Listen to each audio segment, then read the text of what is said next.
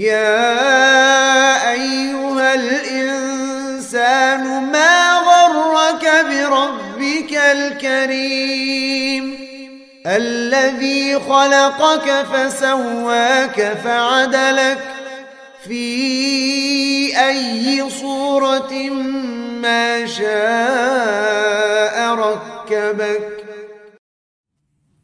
Hawa nafsu yang berlawanan dengan apa? Perintah Allah Azza wa Jalla. Engkau akan menyumbu salah satu jalan di antara dua jalan. Jalan yang pertama adalah wahyu. Jalan yang kedua adalah hawa nafsu.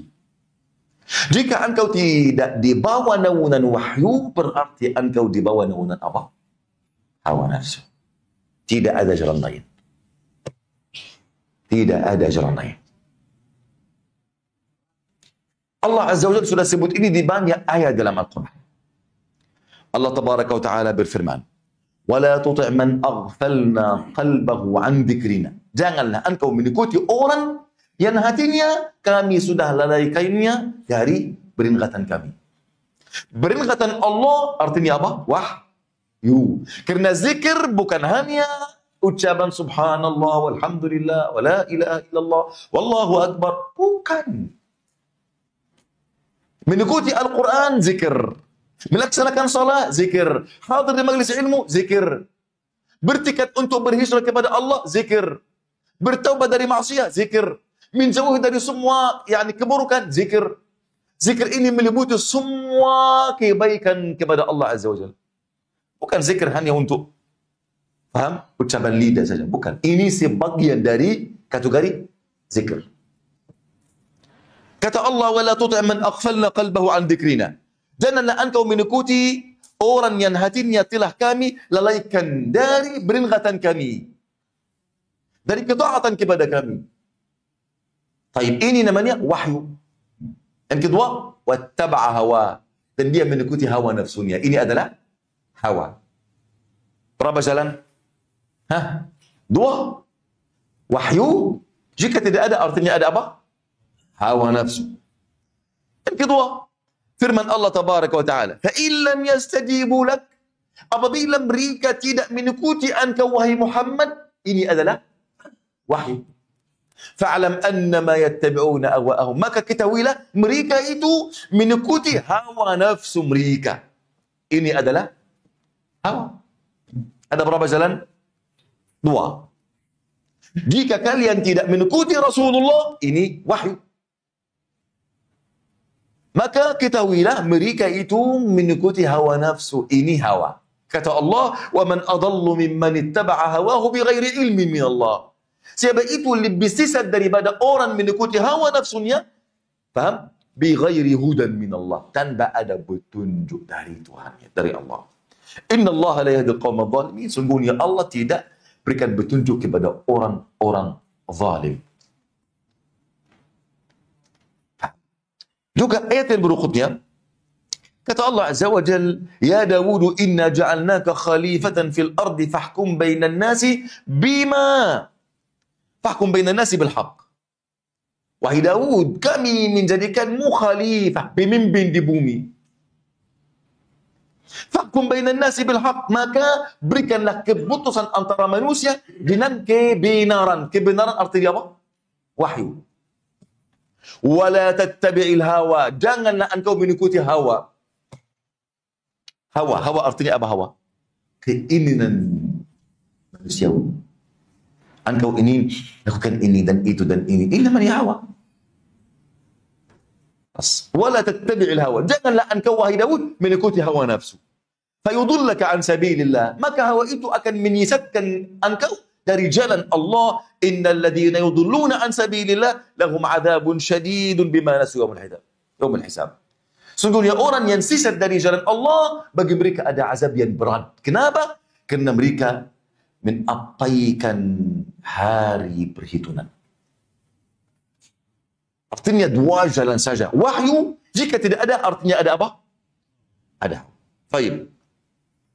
Artinya ya kawan, orang yang tidak mengikuti wahyu berarti dia mengikuti hawa nafsunya. Dan wahyu Allah menurunkannya agar Allah menghidupkan dan menyelamatkan hati manusia. Artinya kehidupan hati berada di mana, ikhwani? Dalam wahyu. Kehidupan hati, keselamatan hati hanya berada dalam apa? Wahyu. Khalas? Taib. Dan wahyu ini sangat berat jika diturunkan kepada Rasulullah. Sangat berat jika disampaikan kepada manusia. Sangat berat jika diamalkan sesuainya. Ini kondisi wahyu. Faham, ikhwani? Berat sekali. Karena itu orang tahu masalah ini, tapi dia masih protes. Tidak mau tunduk kepada wahyu. Lalu wahyu ini sangat berat ketika diturunkan kepada Nabi. Kata Allah, Inna sanulqi alaika qawlan thaqila. Sungguhnya kami akan turunkan kepadamu, wahai Muhammad, perkataan yang berat. Perkataan yang berat, yaitu apa? Wahyu. Berat. Dan sebenarnya berat sekali. Apa dalilnya? Dia berat sekali. Hadis riwayat Bukhari dan Muslim dari Aisyah radhiyallahu anha. Bahwa Al-Harits bin Hisham bertanya kepada Nabi SAW, ya Rasulullah, bagaimana wahyu itu turun kepada engkau? Bagaimana caranya? Kata Nabi SAW, ahyanan ya'tini mithla salsalatil jaras. Terkadang wahyu itu datang kepadaku seperti bunyi gemerincing luncing. Dan itu sangat berat bagiku. Maka jika dia berhenti, maka aku sudah mengerti apa yang dia sampaikan kepadaku. Wa ahyanan yatamathalu liyal malaku rasulan. Dan terkadang wahyu itu datang berupa laki-laki. Berbicara kepadaku, lalu aku mengerti apa yang dia sampaikan kepadaku. Kata Aisyah radhiyallahu anha, wa laqad ra'aituhu yanzilu alaihi alwahyi. Dan aku sudah melihat Rasulullah sering wahyu itu turun kepada Nabi SAW pada hari yang sangat dingin. Lalu saya melihat kepala Rasulullah berkeringat deras, banyak mengeluarkan keringat. Ini hari yang sangat dingin. Karena itu berat atas Nabi SAW. Berat waktu diturunnya wahyu. Kemudian dalam Sahih Bukhari dari Zaid bin Sabit radhiyallahu anhu. Zaid bin Sabit yang menulis wahyu untuk Rasulullah juga. Zaid berkata, aku berada bersama Nabi SAW. Nabi sampaikan wahyu kepadaku, membacakan wahyu agar aku menulisnya. Dalam hal yang sampaikan Nabi kepadaku, firman Allah, la yastawil qa'iduna minal mujahid min al-mu'minina wal mujahiduna fi sabilillah. Tidaklah sama orang yang duduk tidak berangkat untuk berperang fi sabilillah bersama dengan orang yang berjihad fi sabilillah. Tidak sama. Tidak sama orang yang duduk di majlis ilmu sama orang yang mengabaikan ilmu. Mana yang lebih bertakut kepada Allah, lebih bersungguh berjalan kepada Allah? Paham? Tidak sama. Lalu kata Zaid, saya tulis. Tiba-tiba datang Abdullah bin Ummi Maktum. Berkata, ya Rasulullah, jika saya mampu untuk berjihad, pasti saya berjihad. Namun saya mempunyai uzur, tidak mampu. Kenapa kedudukan saya di surga lebih bawah daripada kedudukan orang yang mujahid fisabilillah, berjuang fisabilillah? Anta bayangkan ini. Tidak seperti orang kita, oh, ya yang penting saya masuk, duduk di dalam pintu surga saja, tidak mau masuk ke dalam. Yang penting saya selamat dari neraka. Tidak, ya ikhwan. Tidak. Lalu langsung wahyu turun kepada Nabi. Kata Zaid, tahu Rasulullah di atas bambu. Kemudian saya tidak merasa ada sesuatu lebih berat daripada paha Rasulullah SAW yang di atas bambu. Hampir saja pahaku rusak. Karena keberatan kaki Rasulullah yang di atas kaki. Ketika wahyu turun kepada Nabi SAW. Jika wahyu sudah berhenti, lalu Nabi SAW sampaikan, ghairu ulil darar, kecuali orang yang mempunyai uzur. Yani orang yang mempunyai uzur, walau dia tidak bisa berjihad fi sabilillah, tapi karena niatnya jujur, maka Allah memberikannya kedudukan orang syahid. Ini maknanya. Ini hadis riwayat Al-Bukhari. Bahkan ya ikhwani, Aisyah radhiyallahu anha wa ardhaha berkata, terkadang wahyu turun kepada Nabi SAW waktu Nabi naik untahnya. Jika turun pada waktu ini, lalu unta tidak bisa berdiri. Unta meletakkan lahirnya di bumi, di pasir. Unta yang kuat tidak mampu untuk berdiri jika wahyu turun kepada Nabi. Langsung duduk, kemudian tidak duduk saja, dia meletakkan lehernya. Ini berarti tentang masalah unta, dia sangat sakit, sangat berat atasnya. Ini kondisi wahyu jika apa? Waktu turunnya kepada Nabi SAW. Ketika wahyu ini disampaikan kepada manusia, sangat berat ya ikhwan. Anda bayangkan bagaimana ada namanya Sahih Bukhari, namanya Sahih Muslim. Bagaimana saya bisa membaca salah satu hadis kepada antum? Apakah dengan mudah hadis ini dijaga sampai saat ini? Engkau tahulah, jika saya ingin mentahqiq satu hadis, meneliti satu hadis saja. Mungkin satu hadis ini perawi-perawi yang membawa hadis ini di semua jalur hadis ini. Tahukah? Mungkin ada berapa perawi? Mungkin minimal 100 perawi di dalam satu hadis saja. Tahu apa artinya 100 perawi? Artinya 100 perawi ini sampai apa? Sampai para penulis hadis, yang sampai abad 3 Hijriah. Bukan sampai di sekarang. Kita tidak bicara tentang siapa yang menabdi kitab Masnad Sahih Bukhari, siapa yang menjelaskan, bagaimana dia mendengarnya, bagaimana dia sampaikannya, bagaimana ilmunya sudah terjaga. Ini semuanya kita tidak bicara tentang masalah ini.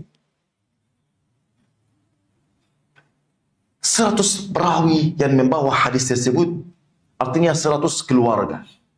100 jiwa, mempunyai banyak angan-angan, cita-cita, harapan-harapan, mempunyai banyak usaha, banyak ini. Ada yang meninggalkan seluruhnya, ada yang hartanya semuanya sudah diambil, dirampas oleh musuhnya. Ada banyak yang sudah mati di jalan, ada yang sudah ada singa yang sudah makannya, ada banyak musibah terjadi.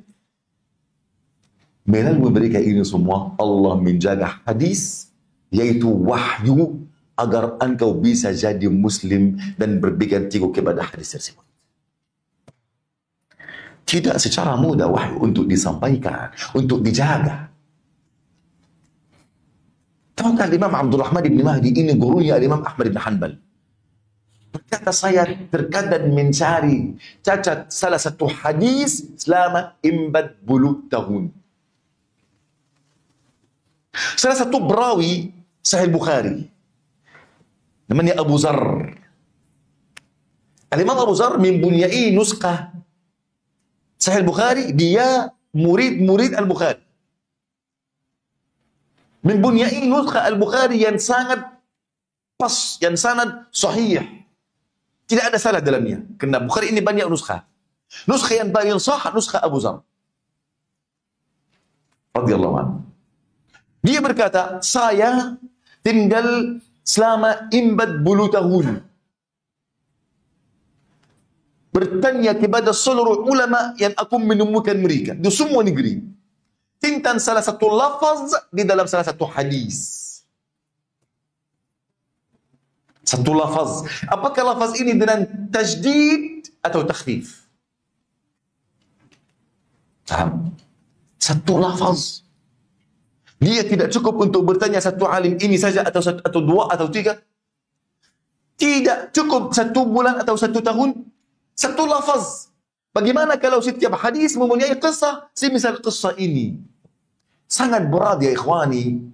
Wahyu itu terjaga. apalagi untuk disampaikan. Taib. Kenapa ya ikhwani? Wahyu ini berat atas kita. Kenapa wahyu ini berat atas kita? Sedangkan wahyu ini namanya siram kehidupan kita, obat kita, penawaran kita. Kenapa merasa berat? Karena engkau adalah seorang hamba. Dan seorang hamba itu diikat dengan taklif, perintah, larangan. Engkau ingin makan itu, masalah. Engkau harus tanya dulu kepada Tuhan engkau, yaitu Tuhan engkau. Apakah boleh anda makan ini atau tidak? Bagaimana cara saya makan?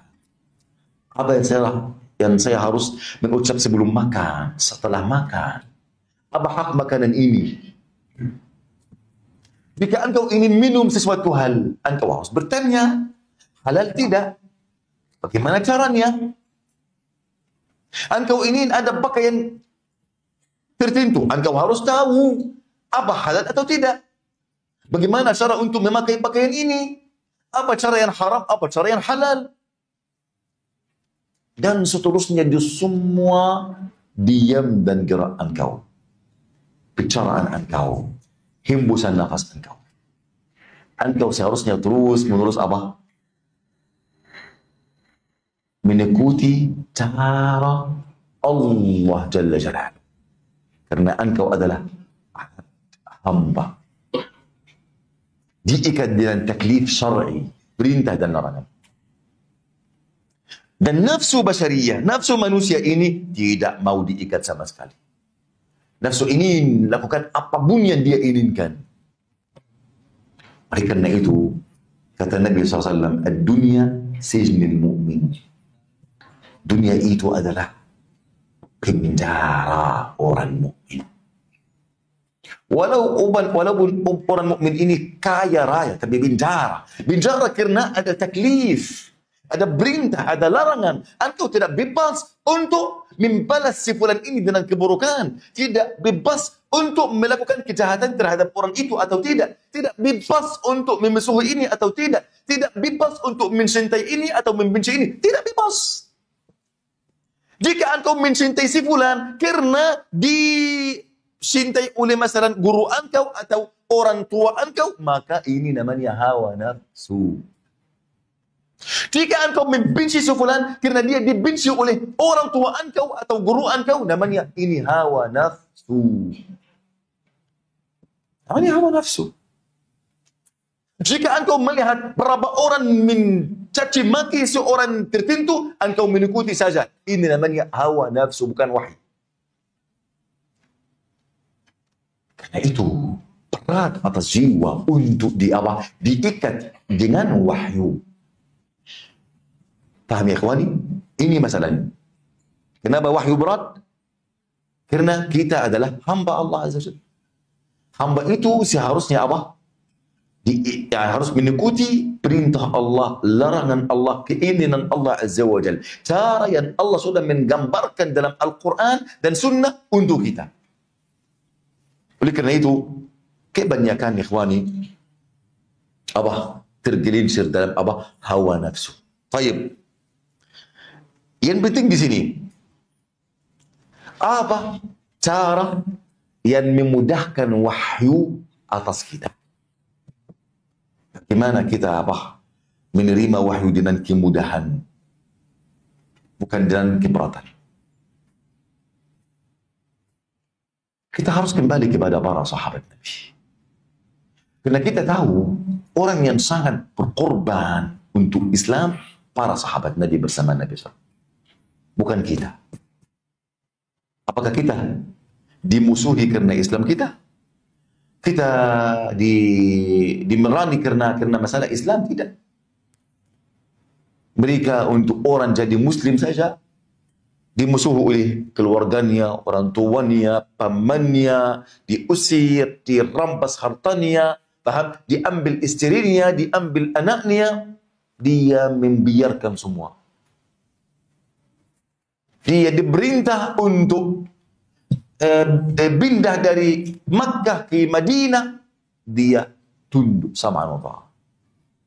Banyak dia memerani orang musyrikin bersama Rasulullah, semua ini dengan kesenangan hati. Bagaimana mereka sudah sampai kepada masalah ini? Jawabnya dari sahabat Nabi. Abdullah bin Umar rahimahullah ta'ala berkata, kita dahulu artinya waktu kita di Makkah bersama Nabi SAW, kana ahaduna yu'tal imanu qabla al-Quran. Kita diajari iman sebelum diajari Al-Quran. Ini rahasia masalah ini. Ini jawabannya. Kita diajari apa? Iman. Sebelum diajari Al-Quran. Jika Al-Quran turun, maka kami mempelajari halalnya, haramnya, perintahnya, larangannya. Lalu kita menamalkan sesuai dengan Al-Quran. Namun kalian ini siapa? Abdullah bin Umar bicara sama siapa? Para tabi'in. Para tabi'in ini generasi yang sangat terbaik setelah generasi sahabat. Kata Rasulullah SAW, khairun nasi qarni. Sebaik-baik manusia adalah abadku. Kemudian atau generasiku, kemudian generasi yang berikutnya, kemudian generasi yang berikutnya, kemudian ada tersebarnya keburukan. Semakin kita jauh dari zaman Nabi, semakin ada banyak keburukan. Lalu Abdullah bin Umar berkata, namun kalian mempelajari Al-Quran sebelum Al-Iman. Oleh kerana itu, si orang di antara kalian membaca Al-Quran dari Al-Fatihah sampai An-Nas. Kata Ibn Umar, lalu kalian tidak tahu apa halalnya, apa haramnya, apa perintah Allah, ada larangan Allah. Bagaimana engkau bisa mempraktik apa yang kalian tidak memahami? Ini kata siapa? Abdullah bin Umar. Dan juga ada perkataan Jundub ibn Abdullah rahimahullah, sahabat Nabi.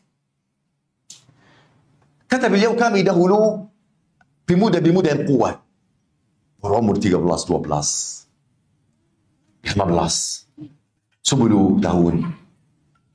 Kita dahulu pemuda-pemuda yang kuat bersama Nabi, lalu kami diajari al-iman sebelum Al-Quran. Iman sebelum ilmu fiqh atau ilmu yang lain. Al-iman dahulu.